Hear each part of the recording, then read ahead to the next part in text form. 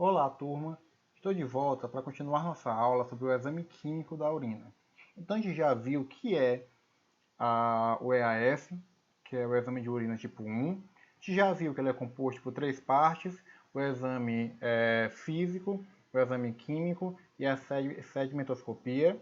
E a gente já viu que o exame químico ele vai avaliar vários parâmetros, entre eles glicose, cetonas, proteínas, sangue, leucócitos, e a gente está avaliando e estudando parâmetro por parâmetro. Na última aula, a gente viu sobre proteinúria. Agora a gente vai ver sobre a glicosúria e cetonúria. Por que eu coloquei esses dois juntos? Porque eles são bem indicativos do estado de glicemia do paciente. Se o paciente também tem um estado de diabetes, então eles vão ser importantes para levantar a suspeita. É importante a gente considerar que que o exame de urina, ele não é um exame para fechar diagnóstico. Mas como ele é um exame tão barato, tão simples de fazer, ele é um exame importante para dar dicas, para ajudar a direcionar o diagnóstico com outros tipos de exames. Então, agora a gente vai falar um pouquinho sobre cetonúria e glicosúria. A gente já viu que o exame químico de urina possa avaliar diferentes parâmetros, como pH, densidade, proteínas, glicose e cetonas. Hoje a gente vai focar em glicose e cetonas. Na aula passada a gente já falou de proteínas, e assim a gente vai falando em cada aula de um composto diferente.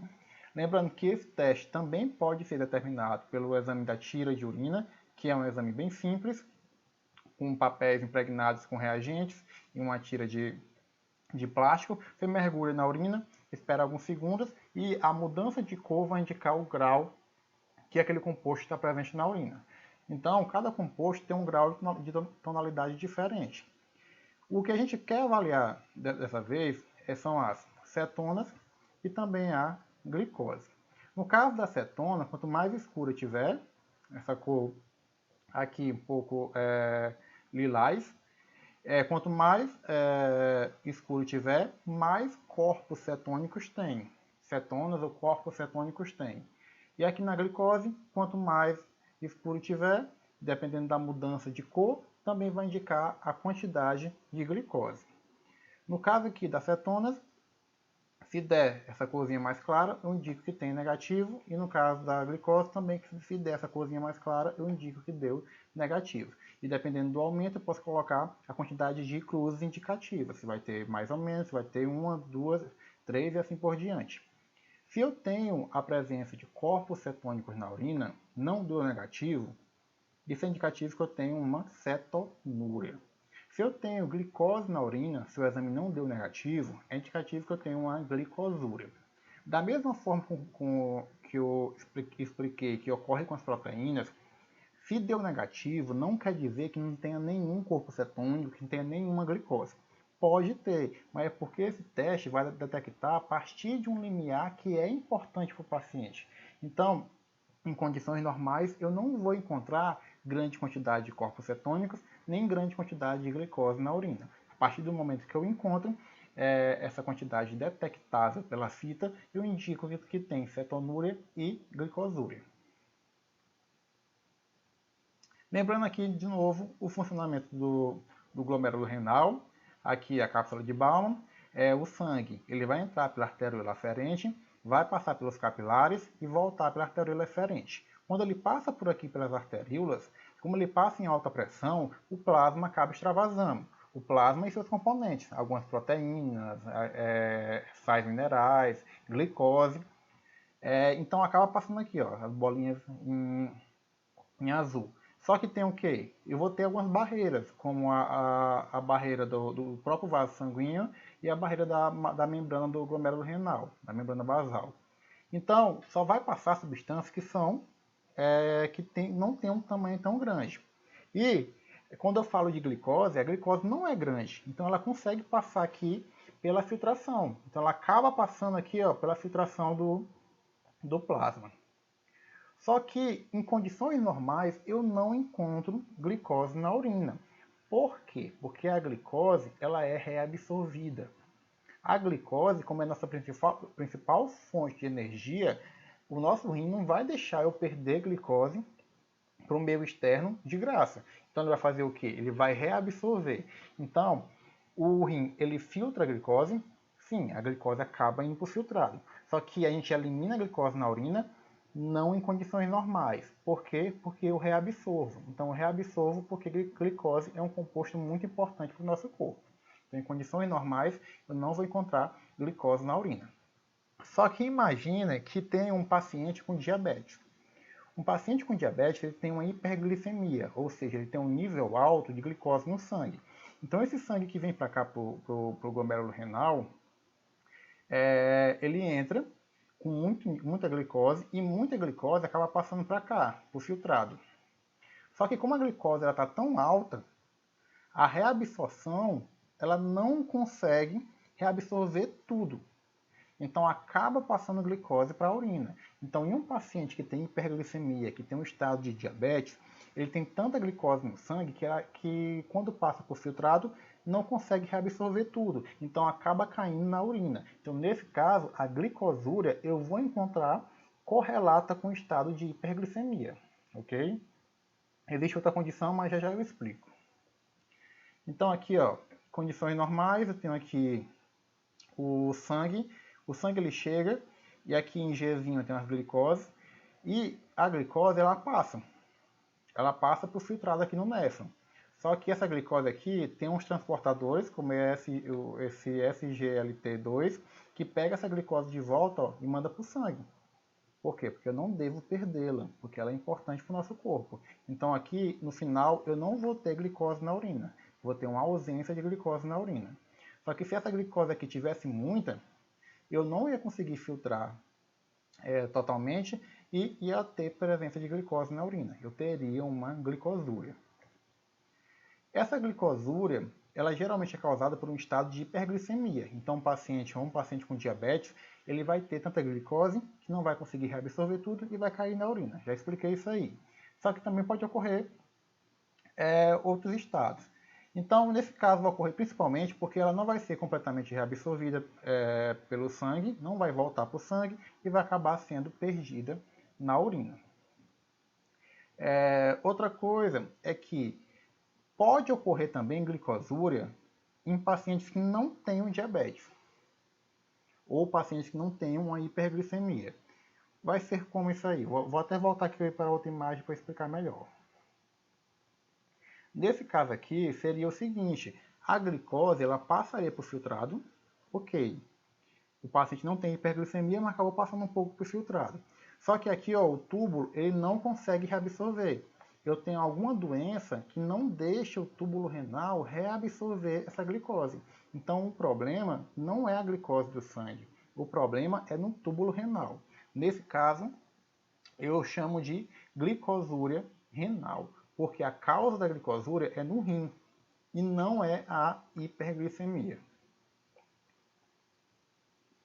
E isso é importante para monitorar complicações renais, porque se o paciente ele não controla a glicemia, ele pode com o tempo ter uma lesão renal, ele pode ter algum problema de pressão, que pode prejudicar o rim. O que pode indicar a glicosúria nos diabetes mellitus? A palavra diabetes, para quem não viu, é só uma curiosidade, ela vem e significa sifão, vem do grego que significa sifão, que é o famoso sanitário. Por quê? Porque eles percebiam que pessoas com esse estado, eles vão muito ao banheiro, eles têm poliúria, por uma razão que eu já expliquei para vocês, porque como acaba eliminando muita glicose na urina, tem que acabar diluindo essa urina em água e acaba perdendo muita água, e tendo um estado de poliúria. E eu chamo de diabetes mellitus, mellitus vem de mel, vem doce como mel. Por quê? Porque a urina desse paciente foi visto que elas eram de caráter adocicado. Então, antigamente, tinham muitos especialistas, mas eu falo assim, bem antigamente mesmo, que avaliavam, por exemplo, o gosto da urina. Se ela era adocicada, é um indicativo que a pessoa tinha diabetes. E outra curiosidade, que também já expliquei na aula passada, é que geralmente essa urina, como ela é adocicada, ela acaba atraindo formigas. Então também era uma observação que levava a suspeita que o paciente teria diabetes. Portanto, diabetes significa sifão de mel. seria o quê? Como se estivesse na privada, tivesse mel e acabava atraindo formigas e outros animais do tipo. Então a glicose na urina aparece a grande quantidade de glicose no sangue, quando essa quantidade de glicose no sangue, quando essa glicemia excede a capacidade de reabsorção renal. Então quando o rim não consegue reabsorver esse tanto de glicose. Ok? Espero que tenha ficado claro a parte de glicose, porque agora eu vou falar de cetona, de corpos cetônicos. A cetonúria, ela é uma condição em que eu observo corpos cetônicos na urina. E os corpos cetônicos na urina, ele é um indicativo que a pessoa ela vai ter um metabolismo alterado. Por quê, gente? Em condições normais, o nosso corpo, se ele for utilizar algum alimento para obter energia, ele vai utilizar carboidratos. Então, o nosso corpo ele prefere utilizar carboidratos.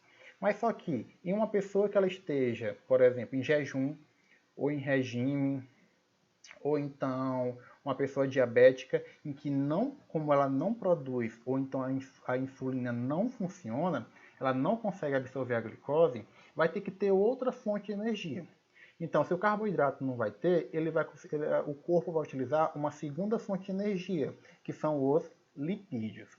Só que quando o nosso corpo utiliza muito lipídio, esse metabolismo, essa quebra do lipídio, acaba produzindo os chamados de corpos cetônicos. Então, quando o nosso corpo ele consome muito lipídios em decorrência de uma diabetes descontrolada, de um jejum, de uma dieta pobre em carboidratos, de transtorno alimentar, tipo bulimia e anorexia, ou então em caso de febre, gravidez e aleitamento materno, quando o corpo consome essa gordura e quebra essa gordura, eu vou ter uma produção maior de corpos cetônicos, que são compostos voláteis e que passam facilmente para a urina. Então, quando eu encontro cetonúria, quer dizer que o corpo daquele paciente, por alguma condição que eu ainda não sei, está quebrando muita gordura. Pode ser uma diabetes? Pode, mas pode ser qualquer uma dessas outras coisas. Então, é só uma suspeita que vai ajudar a direcionar o diagnóstico.